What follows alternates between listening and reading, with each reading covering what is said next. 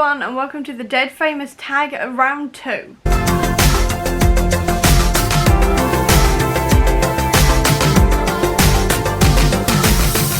So Hannah recently revisited the Dead Famous tag, which is a tag we all created as part of the Dead Famous read-along, which was a read-along dedicated to Skullduggery Pleasant, and she tagged me and the rest of the co-hosts to redo it, so that's what I'm going to be doing today. So this doesn't have any new questions in it, it's just me revisiting that tag and redoing the questions and just basically giving different answers for it that's more updated for 2022. So let's get into it. Question number 1 is Valkyrie Kane, which is a book featuring an anti-heroine or an unlikable female protagonist. I originally misinterpreted this as an unlikable protagonist. I completely missed out female there, which is my own fault. But I'm still going to give the same answer, and that is Sleeping Giants and basically the entire Themis Files series. And the Themis Files series is following a group of scientists who is led by a woman who, as a little girl, found this giant robot hand, and she's now grown up, become a scientist, and now she's studying this hand along with this group of scientists. They are also discovering more and more of these as well, like these body parts of this giant robot. They are building the robot and it sort of goes from there, and it is an amazing series, but no one is likable. Like, there are multiple characters, male and female, who are essentially sort of basically out for themselves, and they are not afraid to get to do whatever it takes to get what they want. I will say that the male protagonists are that little bit more unlikable than the female characters, but everyone is just basically a giant mess, and they are also just horrible human beings, and I love reading it. I cannot wait to read the final book, Only Human, on Audible this month. I cannot wait, but no one is likable in this series. Absolutely nobody, but it's so much fun to read. Question number 2 is Skullduggery Pleasant, your favourite thriller / mystery. I don't generally read mysteries or thrillers, and I think last time I used Skullduggery, like the series, for this, because that does have a lot of mystery thriller elements to it, but this time I'm going to say Murderbot, specifically the first book, All Systems Red, because there is a mystery there as to who is trying to like kill off the team Murderbot is assigned to, and this kind of thing, so you do have a mystery there, so that's why I'm counting it. But I really like the mystery of this one and trying to figure out exactly what was going on, and just generally all of the characters were really fun. I really love Murderbot. I found them to be really relatable in a lot of places, and I just generally had a really good time reading this, and I do think it was a pretty good mystery / slightly thrillery in places. I'm obviously not the greatest person to ask about this because I don't read mysteries or thrillers, but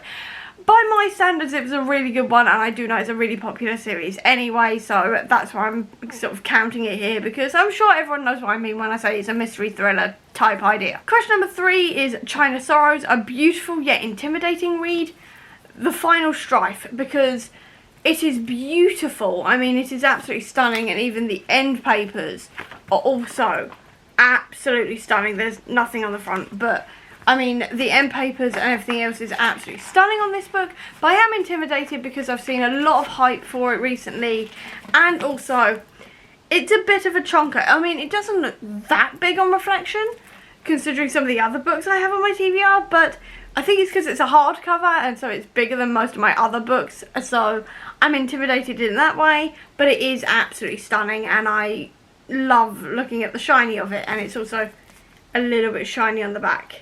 There you go, you can see the shiny bits on the back as well, but yeah, that's what I'm counting it. It's not as chunky as it could have been, but it's fairly big, and I'm intimidated because of that, and also the hype surrounding this book. Question number 4 is Tanith Low, and that is a book with great fight scenes. I've got 2 for this. The first one is Age of Khonshu. This one is an Avengers comic where we are mainly following Moon Knight, who is the avatar for the Egyptian god Khonshu, and Khonshu is essentially telling Moon Knight that something big is coming, and he's going to need to basically gain the powers of the Avengers to try and stop it. So Moon Knight essentially goes around fighting Avengers and taking their powers, and what's really fun and interesting about this one is the fact that even though he's basically decimating my faves, he's doing it in such a way that's so clever as to how he's like tailoring what he's doing to each Avenger so he can defeat them individually, and while he's not killing them, which I thoroughly appreciate,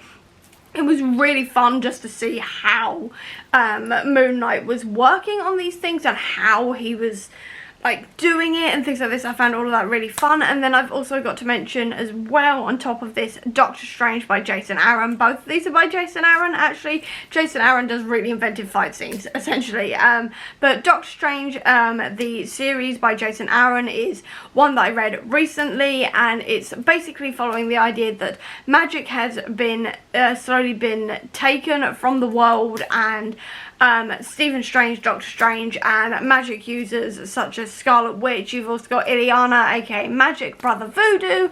People like this are all teaming up together to try and save magic and gain as much magic as they can into magical objects so they can continue fighting the good fight, essentially, because their powers are slowly being drained, things like this. And the fight scenes in this were brilliant as well, seeing like how these epic magic users can't use their usual magic and they're having to use different things and having to use different weaponry to what they used to, things like this. All of it was absolutely fascinating. I absolutely loved reading it. I cannot recommend the Jason Aaron run for Doctor Strange enough. It was absolutely epic. I absolutely loved it. You should definitely go check it out if you are interested in reading Doctor Strange. I just loved it, and I think the fight scenes were really, really good in this one as well. Question number 5 is Ghastly Bespoke, which is a well-written book, and I'm saying Show Us Who You Are by Elle McNichol. And this book explores so many really important topics such as autism, ADHD, what it's like to be neurodivergent, how others view neurodivergent people, as well as it deals with grief as well, friend making and trying to keep those friends, and obviously, like I said, grief when we lose them. We're also dealing with ableism. There's a lot of ableism in here as well, I will say, please be warned about that. But it's sort of explored through the lens of our autistic main character and her best friend who has ADHD. We're also dealing with things like AI in this one as well, and like if people should be made into AIs, so after we die our loved ones can still see us and talk to us, and should anything from us be changed in that sense, especially like our disabilities like autism, ADHD, things like this. It's such an interesting book, so well written, and I absolutely loved it, and I highly recommend this to absolutely everybody if you are looking for books about disability and things like this, especially in Disability Pride Month, which is this month of July. Elle McNichol you can't go wrong with. You cannot go wrong with Elle McNichol whatsoever, and it's also own voices for the autism rep, and it's just absolutely brilliant. It was so well done. I absolutely loved it. I cannot recommend it enough. Question number 6 is Vaurian's Scapegrace, which is a book that missed the mark. For me personally, Dragon Warrior missed the mark a bit because I just didn't like the writing style for this one. It didn't really click for me. I can fully appreciate what it was doing in the sense of really exploring Chinese culture and mythology and all of this kind of thing, and like dealing with being bullied and outcasted for stupid reasons, and like fighting against that and still working to save your community, and like learning to accept people for their differences, things like this. But it just missed the mark a little bit for me, and I just didn't really enjoy it that much. I can see definitely where it was coming from, but for me personally it just didn't really work that well, and I just didn't really enjoy it that much, unfortunately. Question number 7 is Fletcher Ren, which is a book with a lot of settings. I'm going to cheat a little bit here and use Vampires Never Get Old because this is an anthology and each story is set in a different place, but it's mainly set in America, but there are a few that are based in other places.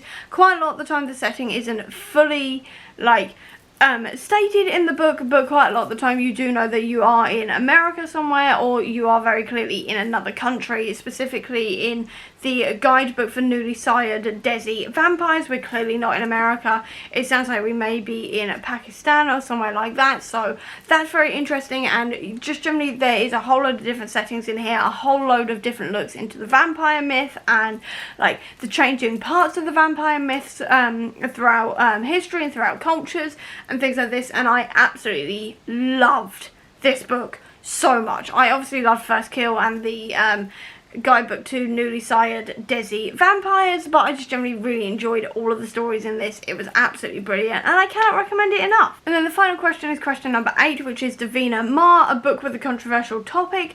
I'm going to say The Truth, Red, White and Black for this one. This is following the story of Isaiah Bradley, so if you've seen Falcon and the Winter Soldier, you'll know who I'm on about, but if you have not seen it, well, first of all, go watch it. It is an incredible look into Sam Wilson and also Bucky Barnes and also Isaiah as well, and like racism in America and things like this. It's very, very interesting. Definitely go watch it. And Truth, Red, White and Black follows the main story of Isaiah. You do get a bit of it in Falcon and the Winter Soldier, but if you want the full story, Truth, Red, White and Black is where it is. This is following the idea of Isaiah and his fellow black soldiers who are taken during World War II by the US government and experimented on against their will. They're given different versions of the super soldier serum, which is what created Captain America in the first place, as in Steve Rogers, and they are experimented on against their will. A lot of them die in various different ways, and they are essentially just used until they die, essentially, on various different missions.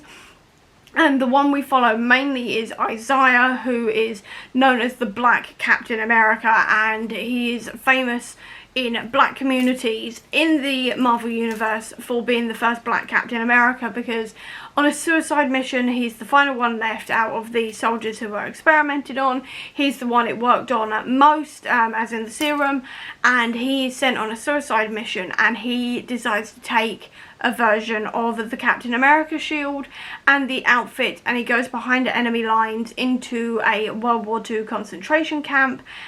And when he survives, he is court-martialed for it. He is literally put into isolation for 30 years in solitary confinement, and he is treated awfully by the US government. He is treated absolutely awfully, and the story just generally is just very harrowing in the sense that you are dealing with how black soldiers were treated, how black people were generally treated at the time.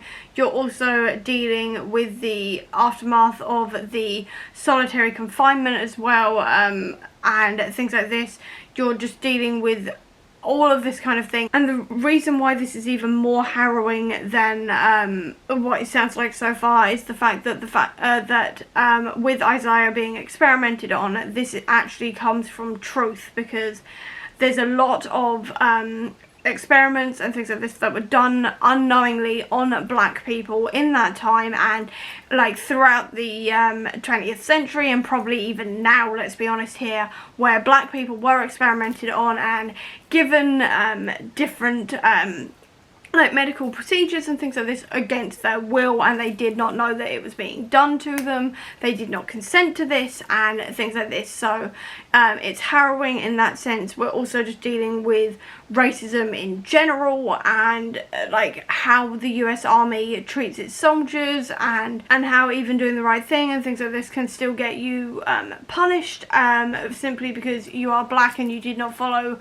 orders as you were supposed to. And then you're also just dealing with the racism of the time and things like this. It is an absolutely harrowing thing to read. I would definitely check out the full trigger warnings, because there are loads, because you do physically also see Hitler at one point. You also deal with a gas chamber at one point, as Isaiah is actually in a gas chamber with other people who are killed in this gas chamber, and he survives. You're dealing with the aftermath of the solitary confinement, things like this. It is an absolutely harrowing read with a lot of trigger warnings, but it is definitely a good read to go for if you want to read something based on these horrible things that have happened throughout history, and like racism at the time and things like this. And it is a very, very sort of likely thing that would happen in the real world if superheroes existed and things like this. It is absolutely harrowing, but definitely a really good read, if an emotional one, that I would say you need to be in the right frame of mind for. Do not read this if you are triggered by anything I've just mentioned or anything else that you can find to do with this book, because there is a lot of trigger warnings, but I do think it's an entirely necessary thing to read if you are a Marvel fan. And with that, I'm going to leave this video here, so I hope you enjoyed it. If you did, please do give me a thumbs up. Comment down below, tell me what book you really want to read out of the ones I've just mentioned, or if you don't have that much time, leave me a skull emoji down below to let me know that you were here. I'll also leave a link down below to all of my social media if you want to check it out, including to the Comic Book Sanctum, which is my website dedicated to Marvel Comics, which actually has information about Derek Landy, who writes Skullduggery Pleasant's Marvel Comics on there if you are interested, along with Truth, Red, White and Black and any of the others I have mentioned throughout this tag. I'll also leave a link as well down below to my Etsy and Redbubble store, which sells bookish merch and bookish bullet journal stuff if you're interested in that, or if you just want to see any more of my videos, please click subscribe here, and over here will be the link to my previous video. But until next time everyone, bye!